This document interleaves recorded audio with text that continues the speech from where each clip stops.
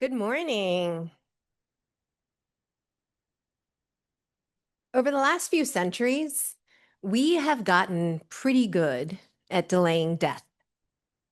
According to one estimate, since 1840, we have been adding on an extra 3 months of life expectancy every single year. With advances in medicine, healthcare, and disease control, we now have futurists and experts in aging and longevity predicting that the first people to live to be 150 years old have already been born. 150 years old. I've had people tell me, kill me now. Kill me now if that means my work life is going to be 60, 80, or 100 years long. But it's actually not as far-fetched as we might think. Today, we have workers 55 and older who are staying in the workforce at historically high rates, well into their 60s and 70s. And what's interesting is many of them are retiring with an average of 12 job changes under their belt. So for the rest of us, especially for our younger generations, whose average tenure in a role is less than 3 years, they may be looking at another 20 or 30 job changes over a lifetime. We see then in an instant how deeply inadequate front-loading our education in the first quarter of our lives might be. And we also have to rethink this tripartite model we've had in our brains, right? Of learn, earn, retire. It's going to look maybe something a little more like this, right? Learn, earn, repeat. Ongoing skill development will become a way of life. But then we think about how rigid and brittle our systems are. In my book, Long Life Learning, I argue that we are preparing people for jobs that don't yet exist, using systems designed for a world that no longer exists. Our institutions still assume a linear path, that front-loaded education, stable professions, as well as these kinds of narrower definitions of success.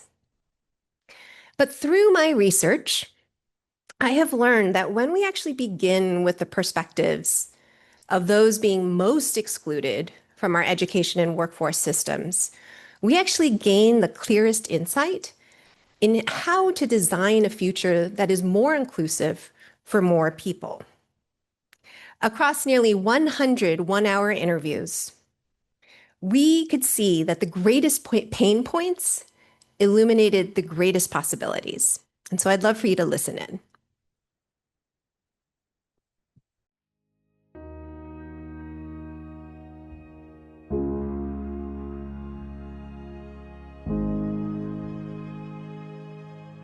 I feel like I could learn to do most jobs, but I understand the reality of the job market is you have to come in saying, I already know how to do this. No one's going to give you 6 months to figure out how to do a job. I was laid off, and for the first time, the relevance of not having a degree became manifest because even though I had years upon years, over 20 years of experience doing all these different things, the first question they were asking is, so where'd you go to school?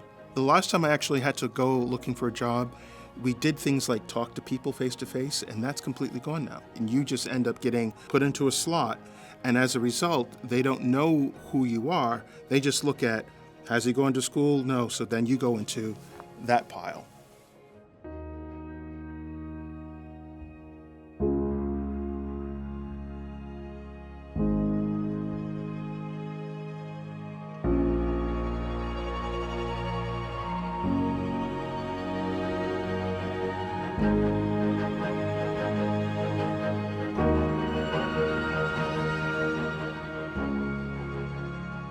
Money. Because you don't learn how to finance when you're poor, you're poor. So you don't learn how to look, you almost ignore your finances. And I had to learn to look at them to be able to manage them. But that's a huge, overwhelming gap. But I knew that in order to make a livable wage, at the time I think they were paying me like a little over minimum wage, which you can't live on if you wanted to. I needed to put something in front of my name or behind my name to, one, separate myself from being a criminal, and also to make me legitimate in some ways. Generally, my routine was I didn't have a car at the time. I was riding a bicycle, and I would put my children on the school bus for school and ride my bike and clean houses for the doctors and the dentists down in, in the high-end neighborhoods, and then ride my bike up to school, and I'd, audio tape my classes and ride home and meet the kids, and then let them play and cook dinner and do all those preparatory things that you do with children. And after they're bathed and they're sitting there, watching TV or relaxing before bed, I'd put my headsets, listen to my lecture again, and I'd be sewing wedding dresses at this long table that I had, and I would just be sewing dresses and listening to the lecture. On the weekends, I was driving a taxi. I mean, when I went to orientation, it was crazy. It was overwhelming. I saw all these young people, sitting next to me, and I was like, I do not belong here. What am I doing? These are kids that are coming out of high school, and I can be their mother. That's what I'm going to be in the classroom, and I really don't want to be that. Plus, I have experience, I have experience. I don't have a paper that can show that I have knowledge. I can say yes or no. Have you ever been convicted? That question on the application, the box, right? Yeah. So that question comes up, so I'm just like, how am I supposed to succeed? And everything keeps you stuck. You can only do so much. They want me to work doing construction, mindless work, but that's not me. I can work with my hands, but my mind is not being fed. My mind needs to be fed for me to feel like I'm encouraged, like I'm involved in something.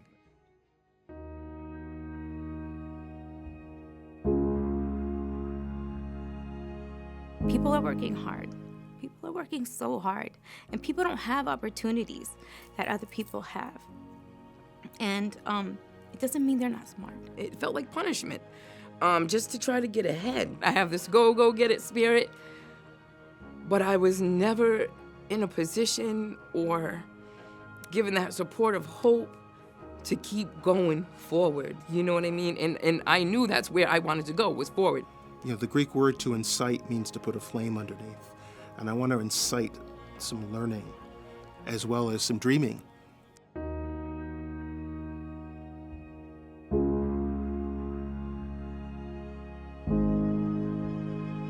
Okay, shameless plug. But in these close to 100 interviews, we kept hearing important, recurring insights that we need to design a different, new learning ecosystem that fundamentally makes things more navigable, more supportive, more targeted, integrated, and transparent. And when I talk about an ecosystem, I mean something very specific. An ecosystem is a system of deep interdependence, right? And in our particular earn and learn ecosystem, we have employers, educators, governments, nonprofits, for-profits, regulations, technologies. None of this operates in isolation. We are interdependent, interconnected, and deeply shaped by the forces around us, including the economy, our culture, technology, and constant change.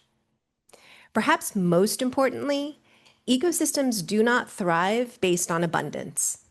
They thrive or collapse due to their weakest link or their limiting factor. And in our ecosystem, the limiting factor are the people who are already being left behind. When we solve for their barriers, we can fix the frictions that break the system for everyone. So when we talk about navigation in a healthier learning ecosystem, today, people are navigating a hedge maze. They cannot see around the corner. They don't know which paths are dead ends. And so we need something closer to a career GPS, right? We need clearer maps, road maps. We need to understand where the adjacent roles are. And we also have to understand how far our existing skills take us in relation to where we want to go. So a server may be 30% of the way there towards being a systems network analyst, and a retail worker may be 80% of the way there towards being a human resources manager. But without clear and easily navigable systems, none of that possibility is visible. Wraparound supports, these are not extra. They are essential infrastructure. Childcare, transportation, food security, mental health services, flexible scheduling. These are not nice to have side issues. They are often the difference between completion and derailment. Targeted education. As our lives extend, we're not always going to need more degrees. We'll need more precision learning, brief, specific, affordable bursts of education that deliver exactly those 4, 7, or 11 skills and competencies that we need to unlock that next job. And those skills will be increasingly hybrid, right? We love to talk about T-shaped learners, broad across, deep in one area. I like to talk about them as human plus workers, right? We need those human skills along with technical or technological skills. So we'll need ethics plus analytics, communication and coding, emotional intelligence, and AI literacy. Journalists now need writing skills, but they also need to understand search engine optimization and data visualization.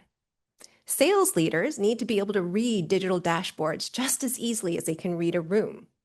And clinicians need to be able to diagnose alongside these sophisticated AI tools. And in a longer life, though, that T-shape is going to become more jagged over time. We're going to add new spikes of expertise over and over again. But it's this horizontal part, the human part, that is not automatic. Empathy, judgment, perspective taking, discernment, these all have to be intentionally cultivated, especially in a screen-first world where our ability to read one another has eroded. Integrated. This is this idea of earning and learning in the flow of work. We have stretched the human lifespan, but we have not stretched the human learning span. The workplace is going to have to also become a classroom for the future. For decades, employers have quietly disinvested in genuine on-the-job training. What used to be weeks of robust training has now dwindled to a few hours of compliance modules. Today, we have 44% of employers who offer zero upskilling opportunities for their existing workforce. And 5, transparent. The job market is a web of opaque filters. In the name of efficiency, we have leaned on blunt tools, prestige signals, automatic screeners, degree requirements. And while those filters definitely shrink applicant pools, they rarely surface the best candidates for the role. In fact, we leave out and shut out huge pools of talent. A more transparent system would help us understand which skills actually matter. It would make pathways more visible and allow more people to demonstrate that they can do the work ahead, regardless of where they acquired their credentials or those skills. Now, I think each of us can all think of a few solutions, nonprofits, providers out there that can solve one or a few of these elements of a learning ecosystem.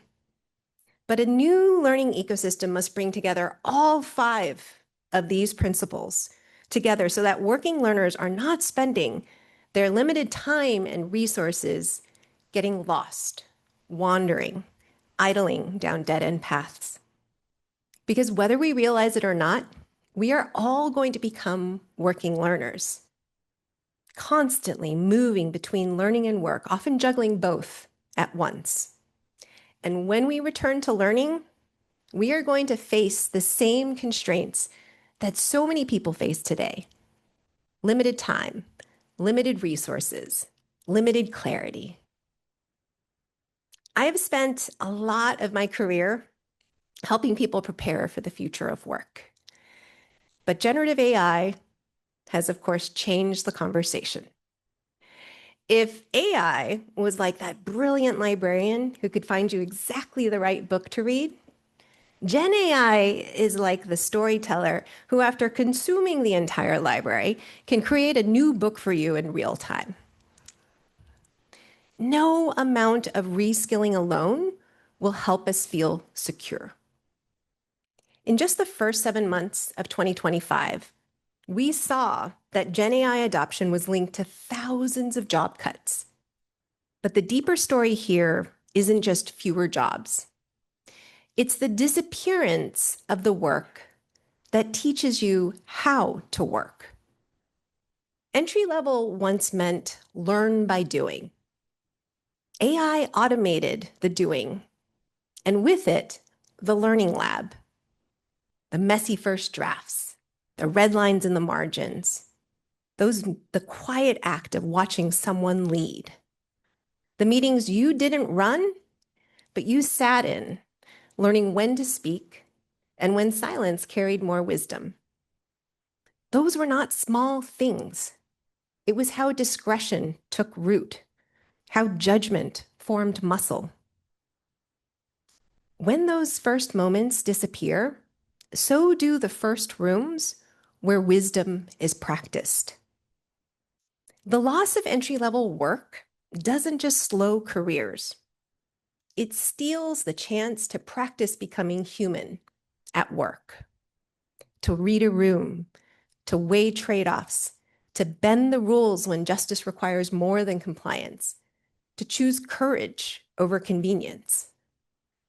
And when those early proving grounds disappear, we lose something even deeper: the quiet daily work of character formation. Because the most essential capacities for a longer life of work are not technical skills. They are character strengths. As scholars Karen Bolin and Kevin Ryan remind us, learners must know the good, love the good, and do the good. Without that, we produce graduates who are skilled, but not wise. And skills untethered from character have a way of bending toward self-interest. But when technical fluency combines with moral clarity, we equip learners not just to thrive in this turbulent work life, but to lead wisely. Restoring our uniquely human advantage of having a moral compass in an age of AI is more important than ever. Work and learning must merge into formation, cultivating what Aristotle called phronesis, practical wisdom, the moral will to do the right thing, as well as the skill to figure out what that right thing is. And that kind of judgment doesn't happen through credentials alone. And it doesn't happen in isolation. It happens through mentors, communities, shared purpose, and reflection. As we think about the work ahead, we are going to have to recreate the training ground for character formation. We need a new operating system that marries learning with real work at scale. The entry-level ladder is missing rungs, and employers are not going to drop newly minted grads into mid-career roles. So what actually helps learners step onto this ladder and begin to climb? Internships help. They reduce underemployment across majors. But a single box-checked internship in a 2 or a 4-year journey is not enough. What we need is a cloverleaf design, a model built for repeated engagement with real work, deep experiential learning, and disciplined sense-making. An ecosystem designed not just to credential people, but to develop humanist builders for the future. Imagine learners traveling along a workforce highway, right? At pivotal moments, they don't just keep driving, they actually take one of these cloverleaf interchanges.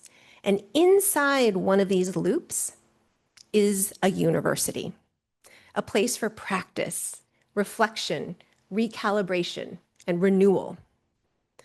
And then they merge back onto the workforce highway, stronger, wiser, and better prepared for what comes next.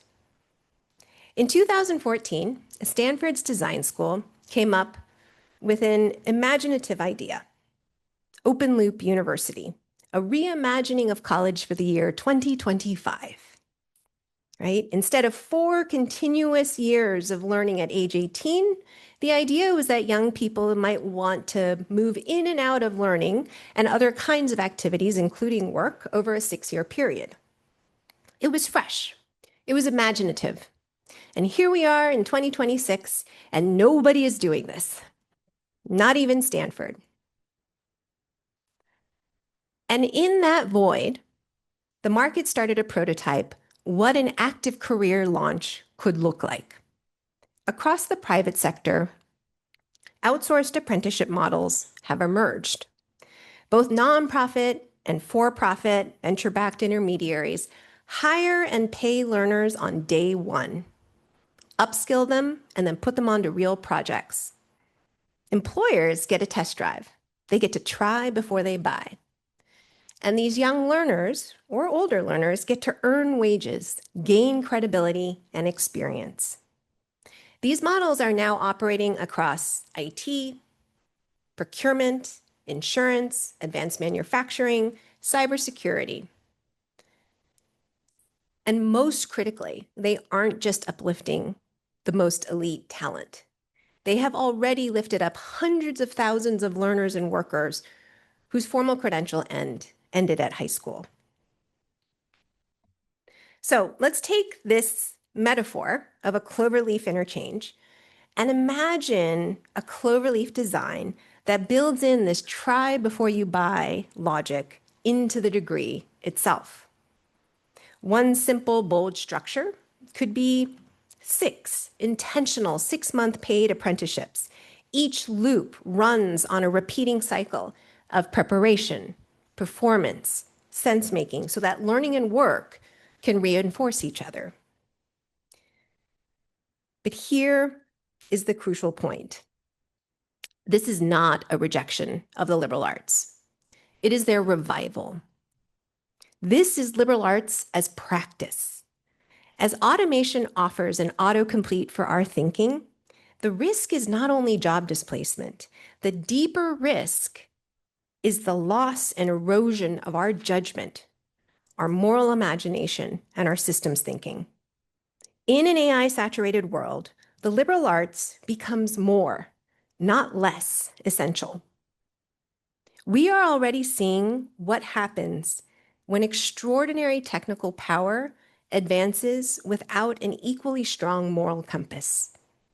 Across social media platforms, crypto markets, AI deployment, autonomous systems, we have witnessed the repeated failures of second-order thinking, harms to trust, labor, democracy, mental health, and youth. Even now, as an example, Anthropic is training its chatbot Claude to be moral, to have a moral constitution.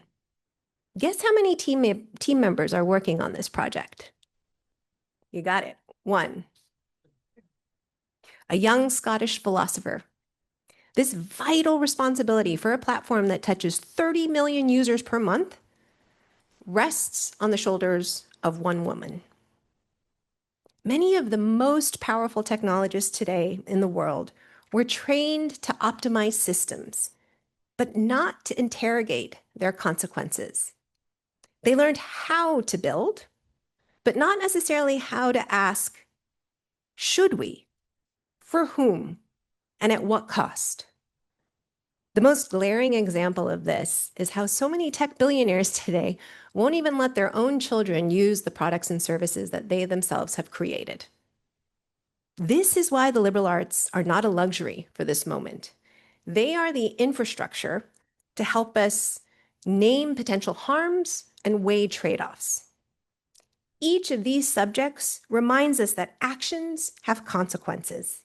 They help us practice empathy and get comfortable with ambiguity. They help us sharpen our ability to discern between mimicry or persuasion in this age of mis and disinformation. And they help us clarify our responsibilities to one another. A Cloverleaf University does not sideline these disciplines. It embeds them inside real work. At the same time, even if a relationship with an employer cannot be cultivated, every learning experience, every studio, course, lab, capstone, community project should approximate real work. Not once, but every term. If you're starting to think, wow, this feels like way too much work integrated learning, just remember that when the founding chair of this LearningWell Coalition, Rick Miller, was at Olin College, his students often completed 24 work-based learning projects before they graduated with a degree. We are allowed to be ambitious here. Today, co-op programs actually rank as the most valuable part of a student's experience and correlate with stronger early wage outcomes.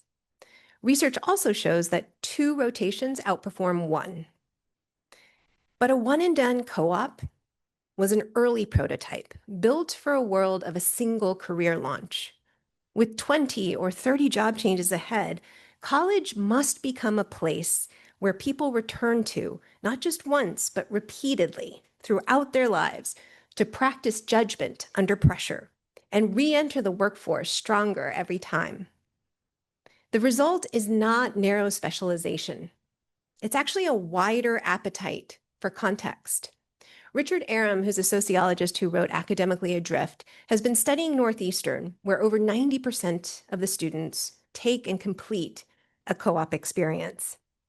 And he finds that experiential learning does not send learners back to school wanting to hone their technical skills. They actually want more liberal arts courses. It is through the lens of work that students come to see how indispensable liberal arts competencies really are. So think of the cloverleaf as 5 design moves. First, real problems, real roles. Bring in employers, nonprofits, civic partners, community partners, or use strong simulations when live work isn't possible. Learners don't just study decisions, they should make them and own them. Second, built-in conflict. We can design learning around real dilemmas. College should be the safest place to wrestle with hard trade-offs, contention, and moral failure. It should also be the place where we grow from our mistakes and learn how to repair our relationships with one another. Third, entrepreneurial mindset over polish. What matters here is progress, right? Learning how to listen, how to disagree with one another, how to build together, and how to design and create value through iteration. Fourth, real conditions. We have to simulate the messiness of work, shifting requirements, imperfect information. We have to create those conditions for exercising judgment under pressure. And fifth, sense-making for character. After the work experience, character reflection is essential. What worked? What failed? What might we do differently? Learners also examine not just what they did, but who they are becoming. Where did I show care for others? Where did I display humility, integrity, and courage? When work is paired with these questions, we do not just graduate capable workers. We graduate humanist builders, people who can create value and steward it wisely. In a cloverleaf model, becoming matters just as much as knowing. But we must be explicit about the character we are forming. Every major assignment should be a crucible for character formation. Employers already tell us that what differentiates and separates top performers isn't technical skills alone. It's resourcefulness, responsibility, reliability, honesty, humility, teamwork. And this matters even more in an age of AI. AI cannot be accountable. It cannot be responsible. Humans can. The graduates who will thrive are those who can navigate ambiguity, build with others, and design for human flourishing. And that formation does not happen by accident. It requires intentional design, learning experiences that look and feel like real work, complete with the edges where character is forged in and among community. Most learners don't lack talent. They lack visibility. Without structured exposure to work, they default to what their immediate social networks know.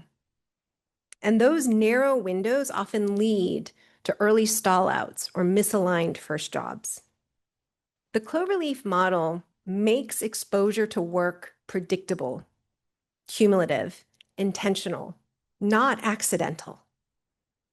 Apprenticeship rotations also compound social capital. In a labor market where hiring remains stubbornly relational,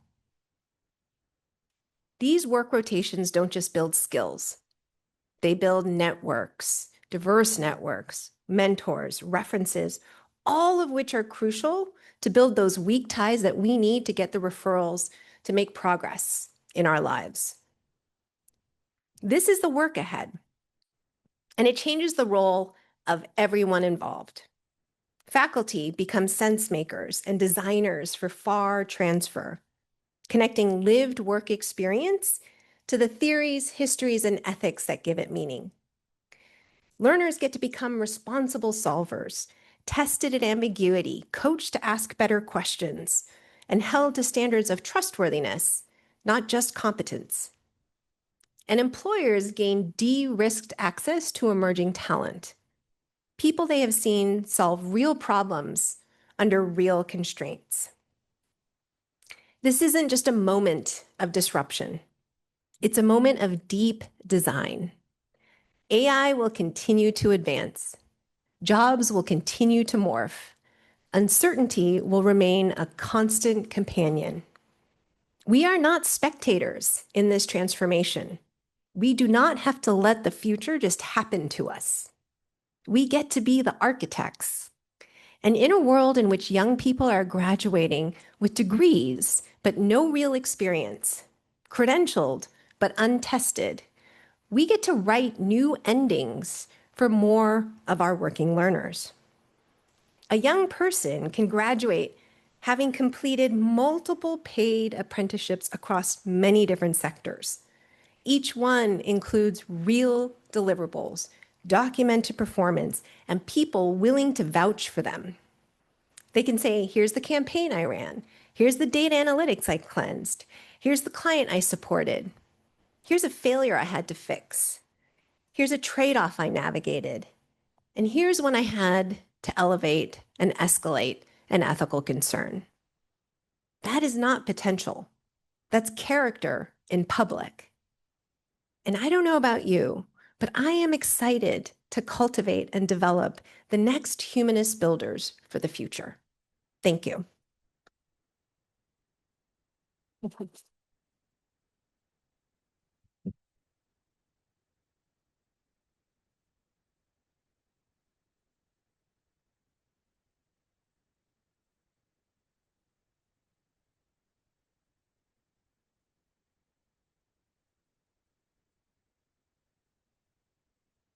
Amen. Thank you. I noticed that you said AI can't welcome accountability. Only people can do that. Could you unpack a little bit more about how the virtue of welcoming accountability is encouraged and honed through just what you said? And if any of that applies to the AI panel question yesterday about AI and whether it can be connected to character. There's a lot there, but lead with your examples and how we can really, really connect with how what you've advanced here can help us grow a generation, and as a generation, who really welcomes accountability. Sorry, and then just a quick, Shar, did you mention at home or in the university? Like, I thought I heard home. In the university, in civic life, Yep. In every domain. Yeah. What is education for? Yes. Yes. Yeah. I mean, I think this is the key is I think we are missing out on this opportunity to get explicit about the character we are forming in our young people. And I think it's partly because we don't have the enough or sufficient opportunities to practice these real gray areas, even through scenario-based learning, that we don't get to also build up that muscle memory of doing that right thing, even when it's the harder thing to do. It's hard to be a person of integrity. It makes you and it forces you into choices that make people unhappy, right? And so how do we then simulate that messiness within the classroom where young people can be coached to ask those questions as they navigate, wait, is this the way I should be going, right? Is this the thing that hurts more people still the way I should be going, right? And it's those kinds of wrestling, the struggling, and that contention that we have to go through in order to better prepare ourselves for the future so that when we are put into a real situation, we are more likely to ideally choose that right thing. Yeah. Yeah, Rick.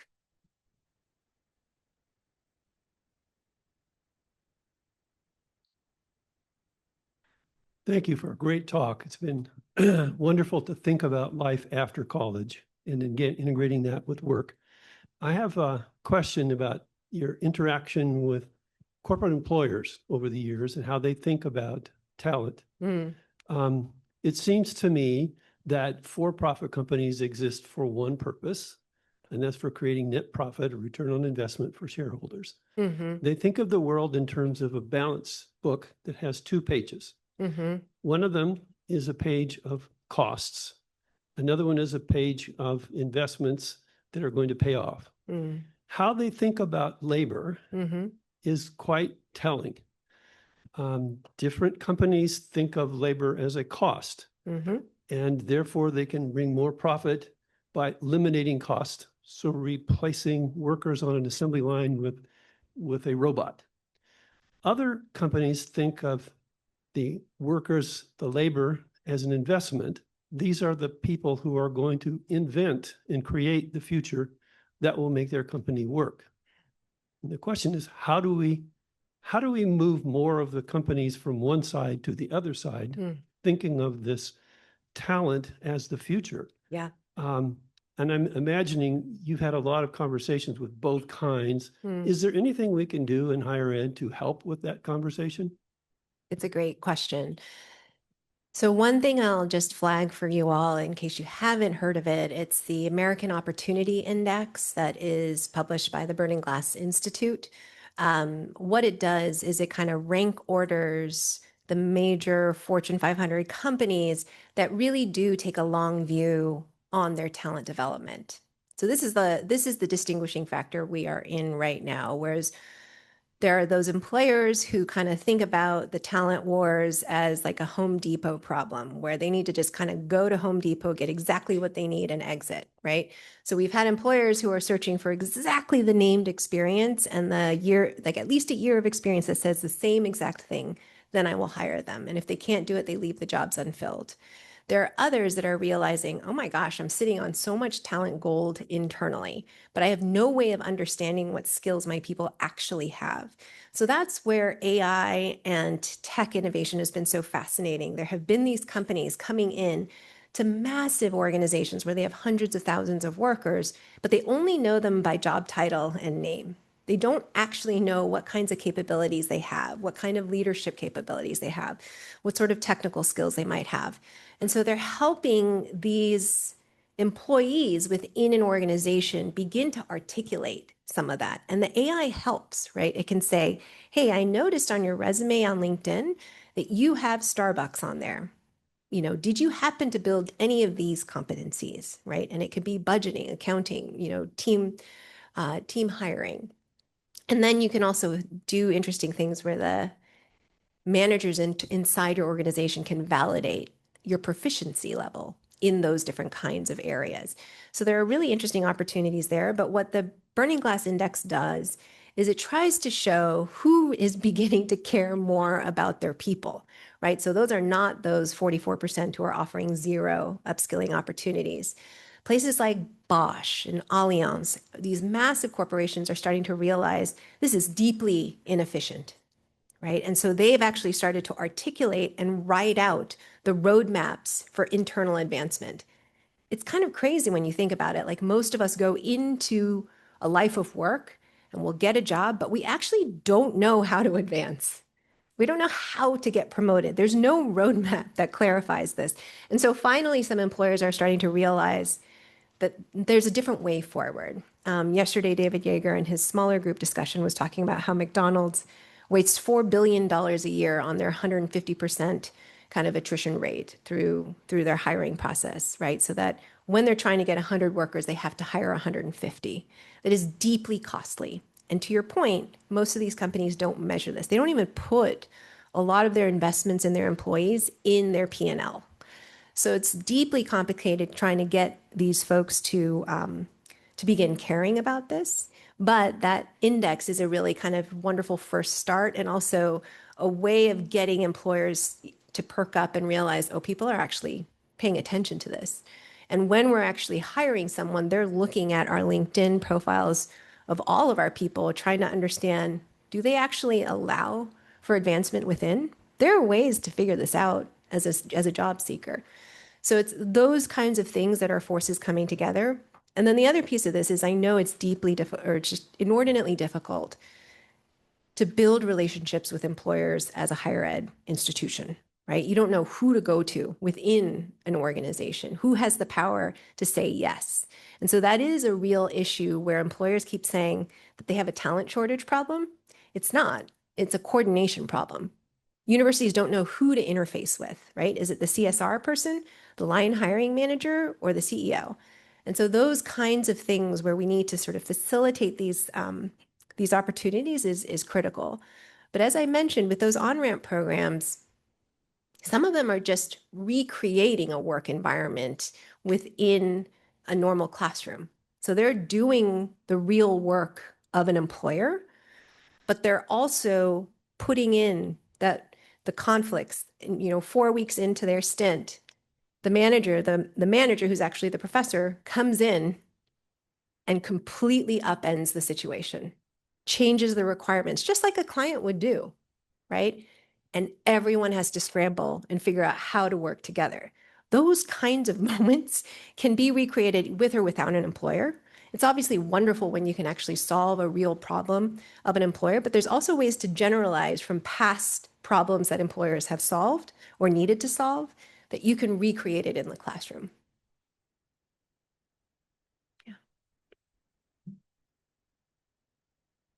I have a question kind of along the same vein. I'm in engineering education, and I've noticed that a lot of companies are now essentially creating small colleges or universities within themselves to be able to upskill workers. And I'm wondering your thoughts on how universities can compete with that. Yeah. Because they actually know the skills that they want them to develop. So Yep. what are your thoughts on that? It's not a new problem. So it's interesting when my former mentor, Clayton Christensen, was teaching at the Harvard Business School. He was deeply worried about the future of Harvard Business School because he realized at that time there was a Purdue University, but it was not Purdue University in Indiana. It was Purdue Farms was creating their own university, right? Same with Motorola, these different Nokia, all these different kinds of places we're realizing, why am I sending my people to 2 years of business school at Harvard, wherever they were going, and then they come back and they leave me? Why don't I build it from within, right? And it's also much less expensive. So it's been an issue for a while. But I think the thing here is we have to figure out, again, what is it that distinguishes the higher ed experience from any other experience that is out there? What is it that we can do in this environment beyond knowledge proliferation or knowledge dissemination? What is it that we can do in this environment that no employer could do, right?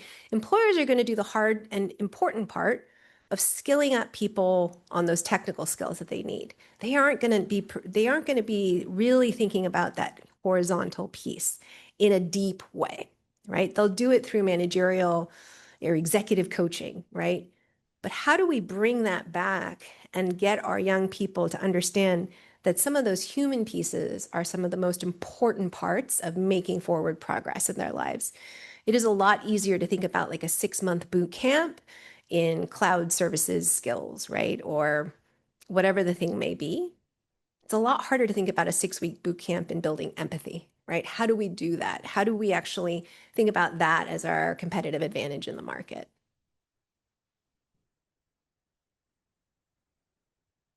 Hi, thank you so much for your talk. I've long been intrigued by the idea of an open loop university. I was wondering if you could speak to how the Cloverleaf University concept factors in intergenerational learning, like opportunities for intergenerational learning, because it strikes me that not only are we preparing our students for potentially, as you said, 20 job changes now, we're also setting them into a workplace that has 5+ generations now working together, and we now haven't quite, set them up for success in that way. So I was wondering if you could speak to that. Yeah. I mean, I think there's a correlation, I think, between what David Yeager talked about yesterday too, right? About the mentor mindset and our misunderstanding and the large areas where we can miscommunicate because we misunderstand the intention of these different generations. And I think, our desire to kind of silo people into these generational differences has led to, I think, an even more sort of quick proxies of dismissing their behavior rather than having compassion and trying to understand what is it that they might be thinking in this and where can I be helpful, right? And so it is really important to actually think about ways to bring in both kind of various sets of generations in the learning experience. I know Hillary Link, who was here from Drew yesterday, was trying to figure out how they bring in people, say, from the pharmaceutical companies in the area that also need that kind of upskilling or managerial expertise to come in and at the same time build relationships with young people so they begin to practice in the classroom. I think there are really interesting opportunities to think through how we develop a more inclusive classroom that doesn't make people feel like they're the mother in the room, right? But actually brings to bear what experiences and capacities and capabilities they've cultivated over time that they can share, right? And so I think it's a really interesting opportunity. The other part of this is I used to do some work with Imaginable Futures, and they were thinking about 2-gen learning. So these were often people who were parents and finally completing their degree, but also their young children, completing their diplomas. And so that 2-gen experience is kind of really important also for the cultivation of character within a family context. And so there's really interesting opportunities to bring this to bear in ways that I don't think we have thought about quite as deliberately. I think what's exciting here is with the opportunity to maybe let some of the responsibilities go that AI has maybe an edge over us on, where is it that we can get super creative about the work ahead? And that's moving beyond what the economist Daron Acemoglu talks about as so-so automation. So-so automation is the world we live in today, where we have people saying, especially in the early days of AI, that's a hot dog, that's not a hot dog, right? That's a cat, that's a dog. It's ghost work. It's not good creative work. We've been in this mode of so-so automation for a long time. Great automation should actually automate us out of some of these existing roles, but enable greater creativity in our roles. The last time we did that successfully was with ATMs, where banks were very cognizant of we no longer need to actually be able to count money correctly, right? The ATMs will do that flawlessly. But what services could we build in? Mortgage and financial services. So banks really kind of cultivated a new service culture within, and that was a wholly different role, but it was taking those people and moving them in a different direction. We haven't had that kind of not so automation up until maybe this moment. So what can we do and think of it in that way to create, really expansive ways of thinking about creative modes of labor here?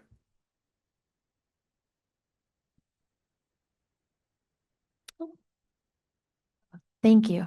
I have a question about how we upskill our faculty in higher ed to keep up with, innovative ideas like the Cloverleaf University is brilliant, but the way that we prepare and move faculty through a career in higher ed, we have to keep the business running, but also prepare faculty to meet these exciting opportunities. Do you know of anyone who's doing that really well, or what models of upskilling within higher ed for faculty could look like?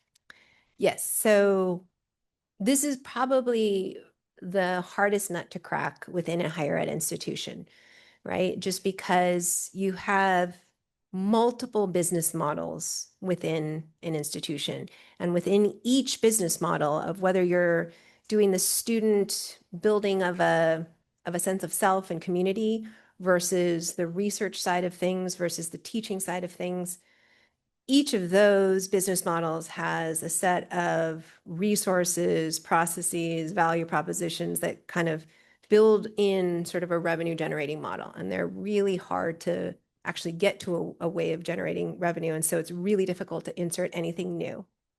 I had a leader tell me, a CFO tell me at his university, he's like, Michelle, we don't have 3 business models. We have 17, right? Because they own restaurants, hotels, hospitals, right? All these different kinds of things. So the strategy that has been kind of adopted by some of the more innovative universities that have tried to build in some space for horizon scanning and cultivation of new ideas is in building these autonomous growth units. Because we all know what it's like to kind of bring in a new idea into one of our, faculty senate meetings or, a leadership development meeting. And our amygdala just kind of goes on high alert, right? And it's just like, I will kill anything you bring to me, right? It's that squashing of a new idea. And it's because we perceive newness as danger. Like that's just how we are built. And so the idea is to cultivate a small stealth unit that is filled with like a small tiger team of people who realize that they don't have to follow the rules of existing higher ed. They don't have to think about Title IV funding. They shouldn't be thinking about Title IV funding because that can be very constraining in how we think about innovation. But new funding models. As I was mentioning with these on-ramps, some of the funding models are actually through where they generate revenue is kind of like a staffing agency because they're working so closely with the employer. As soon as that person goes into that organization, they get paid a fee, right? And so it's a really interesting opportunity to think through innovative new business models that are truly separated from the way we currently do business. I will share with you, it's just so difficult to do it from within because the impulse will just be so strong to just kind of turn it into the thing that seems to be working pretty well. I've been in many organizations that are kind of touted as the most innovative universities. It's the same innovator's dilemma. It's the same pull to turn it into what already exists. And so that's why you really have to separate it. And the stealth piece is really to give it cover because these things also take time. People think that disruption happens in an instant. The disruption of our automotive industry, our music industry, our steel industry, these things took 10 to 20 years. It's not instantaneous. And sometimes they look ugly and they look like mistakes and failures. And so in the existing model, there will be a lot of judgment on that new baby, and that new baby will look ugly, right? And so you want to protect the ugly baby to just have some time to grow into its features, right? So, sorry. You really do need to protect it and give it time, give it a new way of organizing. It's going to look so vastly different from the promotion processes, the incentive models that exist over here. And so that would be the urging I would give is even in some of the most innovative models that have gained traction today, you will see that they have been pulled in to the status quo. So even like an incredible university like Western Governors, right? Over 100,000 learners, they're doing competency-based education. It was revolutionary when it first began. But then that idea of the competency and being able to assess for mastery, somehow those, instead of 120 credit hours, we now have 120 competencies, right? It'll start to kind of mimic the existing forms. And so that's the thing, is like, how do you give it enough space to breathe so that it doesn't end up becoming part of the sausage making process? I think that's the perfect place to end. Please join me in thanking Dr. Michelle Weise.